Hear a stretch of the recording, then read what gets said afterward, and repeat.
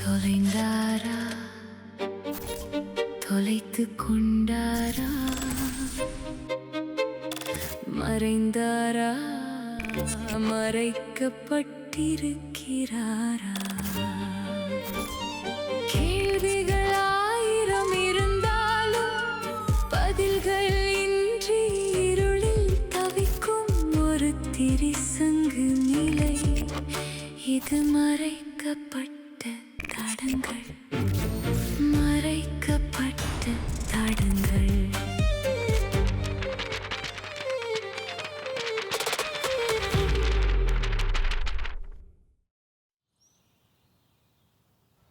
வணக்கம்.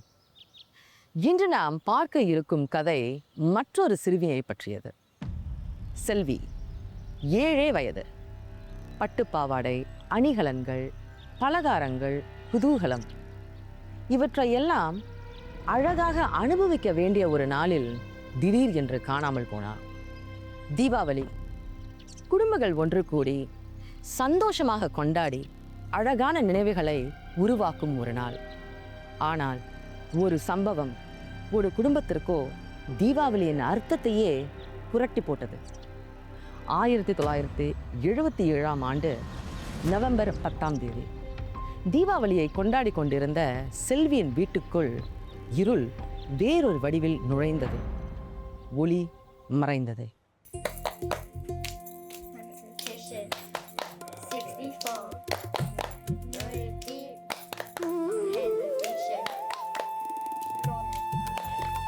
அப்புறம் வேலையெல்லாம் எப்படி போய்கிட்டு இருக்குது? வேலை சூப்பரா இருக்கு. இப்போதான் ப்ரொமோஷன் ஆச்சு. ப்ரொமோஷனா? அட நல்ல விஷயங்க. மிக்க நன்றி. இவ்வளோ வருஷமா இருக்கேன், எனக்கு ப்ரொமோஷனே கிடைக்கலன்னா பார்த்துக்கோங்க. அதே கம்பெனி செல்வி பிறக்கும் போது. ஆமா, அதே கம்பெனி தான். சூப்பர். அப்படியே லாங் டேர்மா நீங்க இருந்திருக்கீங்க கம்பெனி. ஆமா, கரெக்ட். ராஜு, சோடா முடிஞ்சிருச்சு. சோடா இல்லை, சீரப் இல்லை. என்ன பச்சை தண்ணியோட அனுப்பிடலாம் பார்க்குறியா? இப்போ என்ன நடந்துருச்சு? சோடா தானே, கீழே கோபி கடை இருக்கு, அங்கே போய் வாங்கினா முடிஞ்சிருச்சு. அப்பா நான் போறேன். இல்லம்மா, வேற யாராவது போகட்டுமே. நான் ஓடி போய் வரேன். அவளுக்கு நுணுக்கத்தீனி தான் வாங்குறது பிளான் இருக்கு. அப்பா காசு. இந்தம்மா. செல்வி, தண்ணி மட்டும் வாங்கிட்டு வா, வேற எங்கேயும் போகாத. சரிம்மா.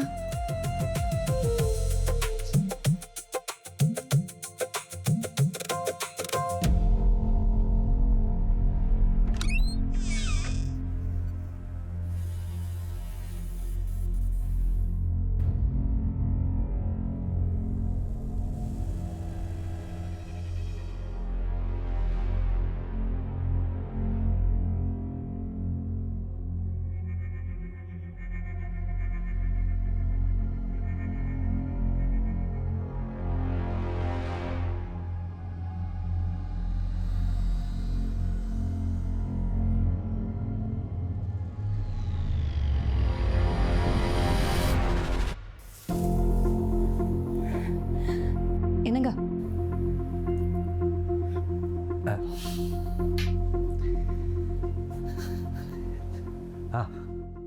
செல்வி இன்னும் வரல. இன்னும் வரலையா? அரை மணி நேரம் ஆகுது.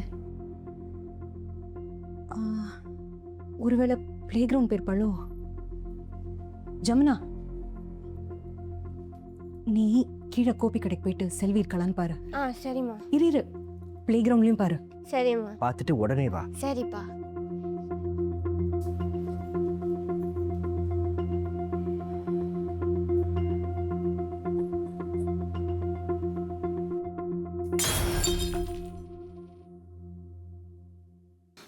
அம்மா, அம்மா. எங்கடா அவ? என்ன ஆச்சு? அவ காஃபி ஷாப்ல இல்லையா? கேட்டேன், அவ தண்ணி வாங்கிட்டு அப்பவே போயிட்டாளா. ப்ளே கிரவுண்ட் பெருமாள் தேடின கிடைக்கல. அவ யார்கிட்ட கேட்டாலும் தெரியலன்னு சொன்னாங்க. யாருக்கும் தெரியலையா?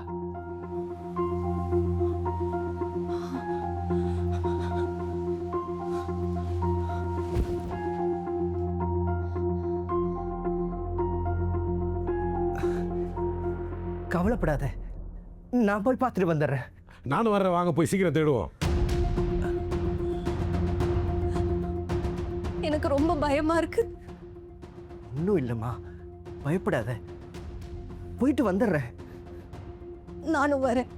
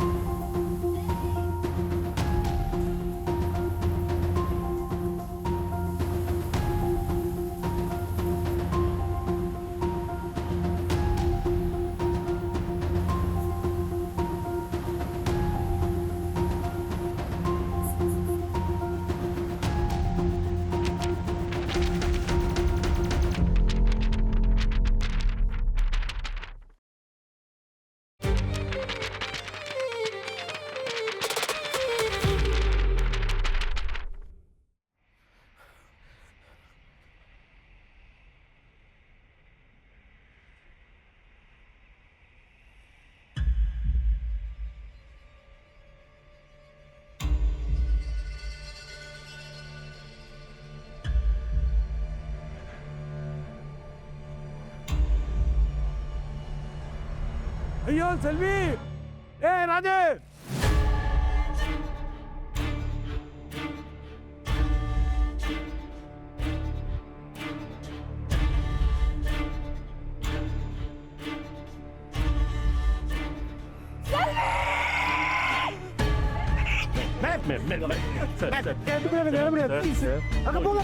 You can't enter, sir. Calm down. Please get a grip of yourself. Please relax. Get a grip of yourself, please.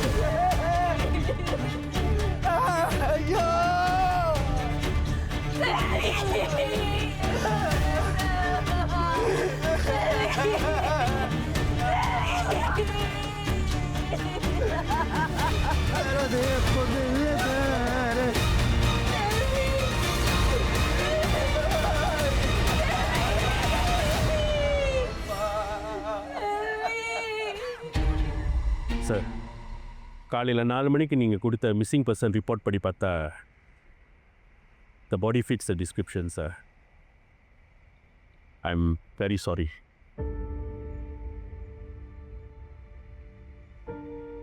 Okay sir, நேற்று கடைசியாக உங்கள் பொண்ணை நீங்கள் எப்போ பார்த்தீங்க? கடைசியாக நேற்று எப்போ உங்கள் பொண்ணை நீங்கள் பார்த்தீங்க? ராத்திரி 11:30 மணி வீட்டில் ட்ரிங்க்ஸ் வாங்குறேன்னு போனா. வேற எங்கே போகிறேன்னு சொன்னாங்களா?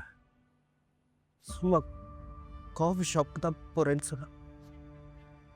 ஓகே, உங்கள் பொண்ணை பற்றி இன்னும் கொஞ்சம் சொல்லுங்கள் சார்.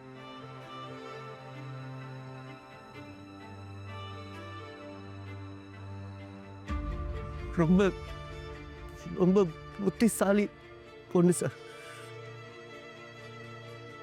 நல்லா படிப்பா, ஒவ்வொரு வருஷமும் நல்ல மார்க்ஸ் எடுப்பா. டீச்சர்ஸ்லாம் அவளை பாராட்டுவாங்க சார்.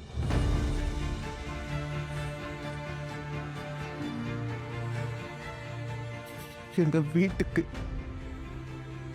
செல்ல பொண்ணு. ஐயோ கடவுளே,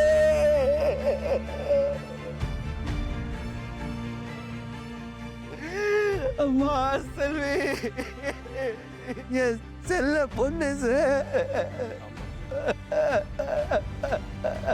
புரியுது சார். ஜஸ்டின், டாக்டர்ஸ் பிரிலிமினரி பார்த்ததுல அசால்ட்டாக இருக்கலாம். Sexual assault.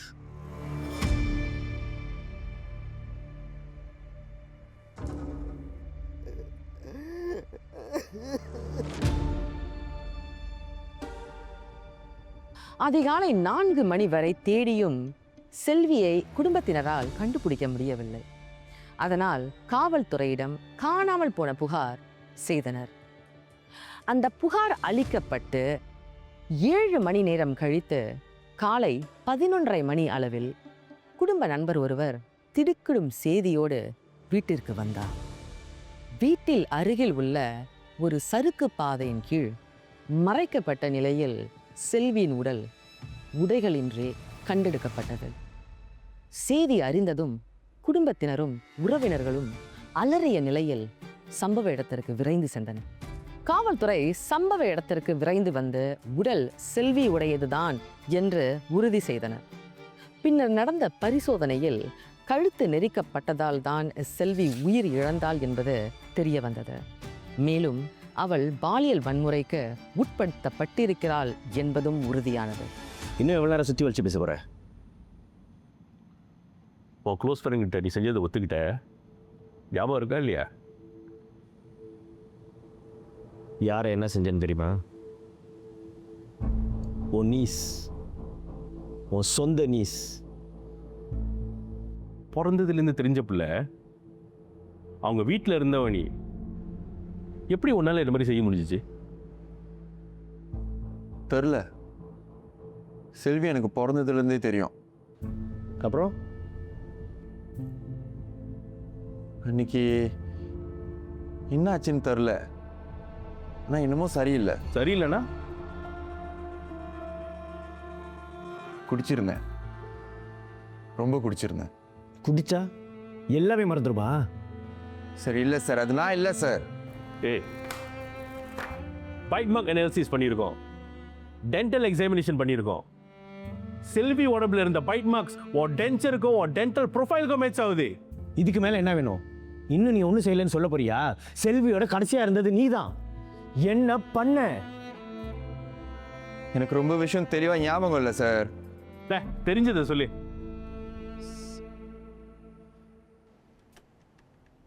காலையிலேருந்து குடிக்க ஆரம்பிச்சிட்டேன் சார்.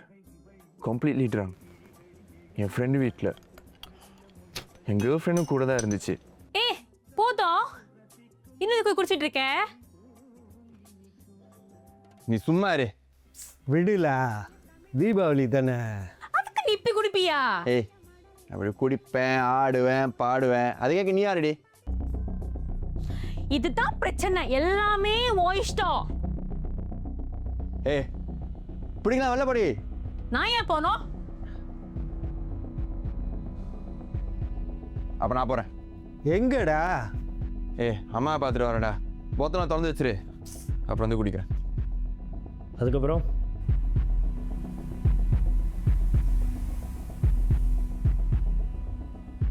போகிற வழியில் செல்வியா பார்த்தேன். எங்க? வீட்டு பக்கத்தில். என்ன பண்ண? அவங்க பார்த்ததும் பேசிக்கிட்டே பஸ் ஸ்டாப் பக்கம் கூட்டு போனேன். கேட்காரு.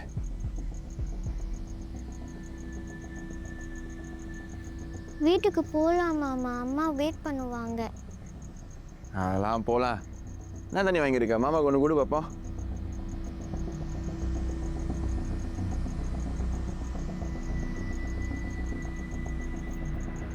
அம்மா வேண்டாம், எனக்கு பயமா இருக்கு. அங்கே தான் எனக்கு நான் என்ன செஞ்சேன்னு ஞாபகம் இல்லை சார். எல்லாம் ஞாபகம் இருக்கு, ஆனால் செஞ்ச தப்பு மட்டும் ஞாபகம் இல்லை. பஸ் ஸ்டாப்லேருந்து எங்கே போனேன்? அங்கேருந்து ரேம் பக்கம் கூட்டு போனேன்.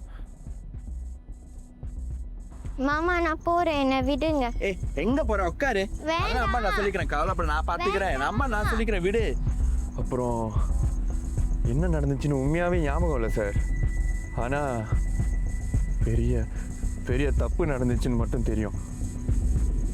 நான் கொல்லணும்னு நினைக்கல சார். அப்படி ஆயிருச்சு. கழுத்தை நெரிச்சியா?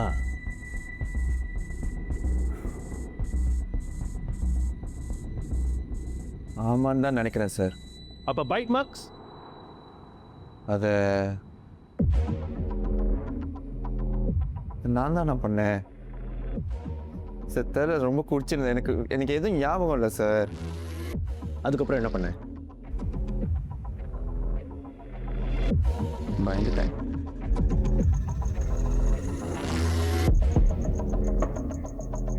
அந்த டைமில் அடித்த தண்ணி எல்லாம் தெளிஞ்சிடுச்சு. அங்கேருந்து வீட்டுக்கு போக பயமாக இருந்துச்சு. திரும்பி பார்க்கவே முடியல. என் ஐடென்டி கார்டு, லைசன்ஸ் அங்கே விழுந்திருக்கோன்னு நினைக்கிறேன். அதுக்கப்புறம் தான் தெரிஞ்சிச்சு. அந்த பிள்ளைய அங்கேயே விட்டு ஓடிட்டியா? அந்த நிலைமையில உனக்கு புரியல? அந்த ஒரு பிள்ளை, நீ தூக்கி வளர்த்த பிள்ளை வாழ்க்கையை அங்கேயே தொலைச்சிருச்சு. அதாவது புரியுதா?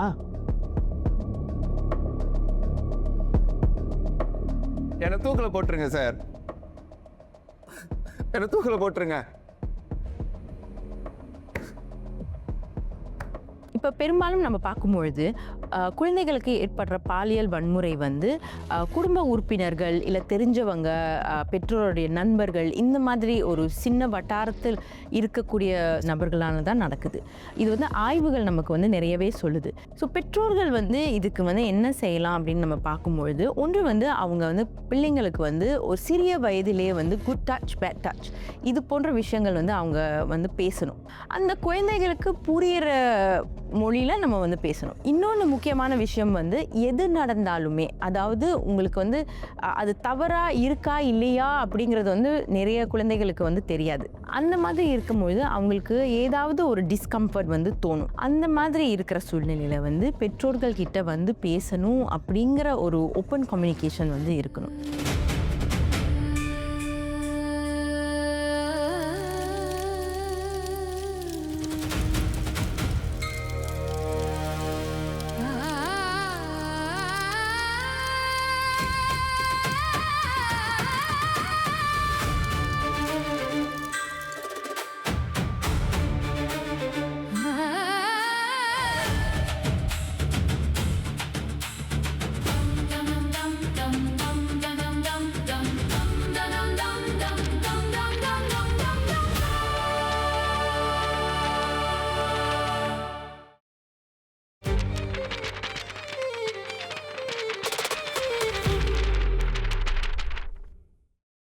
செல்வி இறந்து 2 நாட்கள் கழித்து 23 வயதான குமரேசன் கைது செய்யப்பட்டான்.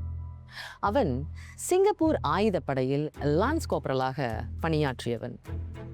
செல்வியின் உடலில் இருந்த பற்கள் தடம் குமரேசனின் பற்களோடு பொருந்தியதே இந்த விசாரணை அவனை நோக்கி திரும்பியதின் முக்கிய தடயமாக அமைந்தது.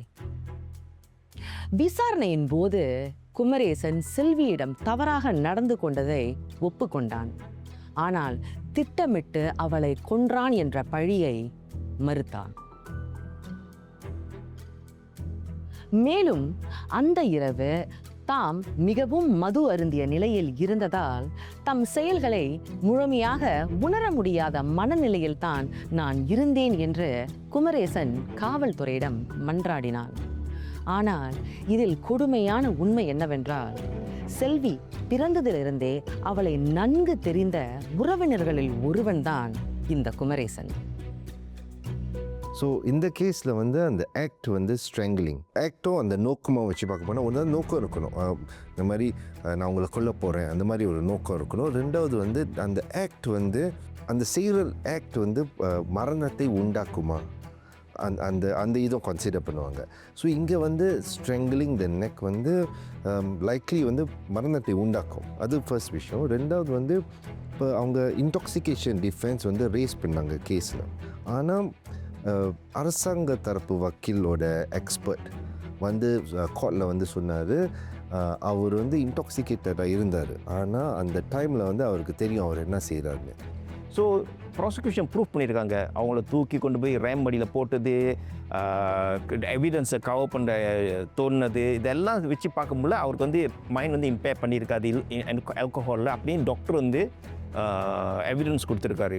அதனால prosecution can secure the case. இப்போ குற்றவாளி வந்து நம்ம அகெயின் இது நம்ம யூகிச்சு தான் பார்க்குறோம். ஒருவேளை அவங்களுக்கு வந்து ஒரு திடீர்னு அந்த நேரத்தில் ஒரு எக்ஸ்ட்ரீம் ஃபியர்னு சொல்கிறோம், பயம், இல்லை எக்ஸ்ட்ரீம் ஒரு ஆங்கர் வரும், ஒரு வெரி டிப்ரெஸிங் ஃபீலிங் வரும், இல்லை ரொம்ப ஒரு சேட்னஸ் இருக்கலாம். ஏதாவது ஒரு விதத்தில் இதுலேருந்து தப்பிக்கணும், அந்த நேரம் அவங்களுடைய கண்ட்ரோல் இல்லைன்னா அவங்க என்ன மாதிரி செய்கையில் ஈடுபடுறாங்கன்றது கூட அவங்களுக்கு கனெக்ஷன் இல்லாமல் இருக்கலாம். சில சமயம் அது வந்து அந்த கொலையில் கூட போய் முடியலாம். முடிஞ்ச உடனே அதுலேருந்து எப்படி தப்பிக்கிறது, அது சொந்தம் நம்மளுடைய இன்னொரு தெரிஞ்சவங்கன்றது கூட இல்லாமல் இந்த நிகழ்விலேருந்து எப்படி நம்மளை மறைச்சிக்கிறது அப்படின்ற அந்த ஓடுற தன்மை, அதில் வந்து என்ன எக்ஸ்டென்ட்டுக்கு வேணாலும் போகிறாங்க. ஆனால் ஒரு குழந்தைய கொல்லணும்னு நினச்சி அவங்க பண்ணுறதுன்றது வந்து வேறு விஷயம். நடந்துகிட்டே இருக்கும்போது அவங்களுக்கு அந்த கனெக்ஷன் இல்லாமல் அவங்களோட இமோஷன்ஸுக்கும் அவங்க ஆக்ஷன்ஸுக்கும் கனெக்ஷன் இல்லாமல் சில சமயம் போயிடும். அதுக்காக அதை ஜஸ்டிஃபை பண்ண முடியாது, தவறு தான். ஆனால் அவங்க என்ன பண்ணுறாங்க என்ன நினைக்கிறாங்கன்றது வந்து it's a very deep psychological issue also. Kumaresan மது அருந்தி இருந்ததால் அந்த நேரத்தில் அவன் மனதளவில் தெளிவாக இல்லை என்று கூறினான். மது போதையின் காரணமாக செல்வியிடம் தவறாக நடந்து கொண்ட பிறகு என்ன நடந்தது என்பது முழுமையாக நினைவில் இல்லை என்றும், அவளை எப்படி கொன்றான் என்பதை நினைவு கூற முடியவில்லை என்றும் குமரேசன் கூறினான். பின்னர் நினைவு திரும்பியவுடன் சம்பவ இடத்தை விட்டு ஓடிவிட்டதாக அவன் ஒப்புக்கொண்டான். ஆனால் நீதிமன்றம் இந்த விளக்கத்தை ஏற்கவில்லை. செல்வியிடம் தவறாக நடந்து கொண்ட பிறகு செல்வியின் கழுத்தை நெரித்து கொல்லும் நோக்கம் குமரேசனுக்கு இருந்தது என்பதை நிரூபிக்க போதுமான ஆதாரங்கள் இருப்பதாக நீதிமன்றம் குறிப்பிட்டது. அந்த செயலை செய்யும் போது தாம் என்ன செய்கிறோம் என்பதையும் அந்த செயலின் கொடுமையையும் குமரேசன் நன்றாகவே உணர்ந்திருப்பார் என்றும் நீதிமன்றம் கூறியது. அதன் அடிப்படையில் குமரேசன் கொலை குற்றத்தில் குற்றவாளி என்று தீர்ப்பளிக்கப்பட்டு மரண தண்டனை விதிக்கப்பட்டது. அடுத்த வாரம் உங்களை இன்னொரு கதையுடன் சந்திக்கிறேன். நான் இந்திரா. இது மறைக்கப்பட்ட தடங்கள்.